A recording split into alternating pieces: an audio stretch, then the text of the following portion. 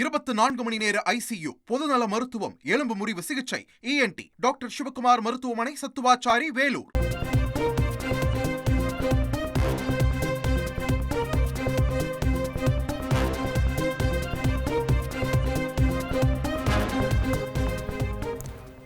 விஷப்பூச்சி கடித்ததில் 13 வயது சிறுவன் உயிரிழந்திருக்கிறார். இது பற்றின மேலும் விவரங்களை செய்தியாளர் பிரபாகரன் வழங்க கேட்கலாம். பிரபாகரன் வணக்கம். இந்த சம்பவம் தொடர்பான முழு தகவலை சொல்லுங்க. வேலூர் மாநகர் விருப்பாட்சிபுரம் காந்தி நகர் பகுதியைச் சேர்ந்தவர் ரமேஷ். இவருக்கு 13 வயசுல சஞ்சய் என்ற மகன் இருக்காரு. இவர் நேற்று விடுமுறை என்பதால சிறுவன் விருப்பாட்சிபுரம் பூந்தோட்ட பக்கத்தில் இருக்க ஒரு இடத்துல இரவு 8 மணி அளவுல நடந்து போயிருக்காரு.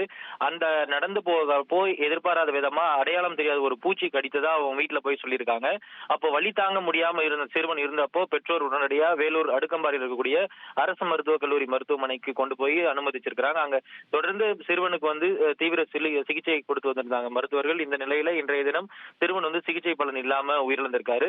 இந்த சம்பவம் தொடர்பா பாகாயம் காவல்துறையினரும் வழக்கு பதிவு செய்து விசாரணை நடந்திருக்கக்கூடிய சூழல்ல சிறுவன் என்ன விதமான பூச்சி கடித்தது என்பது பிரேத பரிசோதனை அறிக்கையின் முடிவுல தான் தெரிய வரும்னு மருத்துவ குழுவினர் தெரிவிச்சிருக்கிறாங்க. தகவல்களுக்கு நன்றி பிரபாகரன்.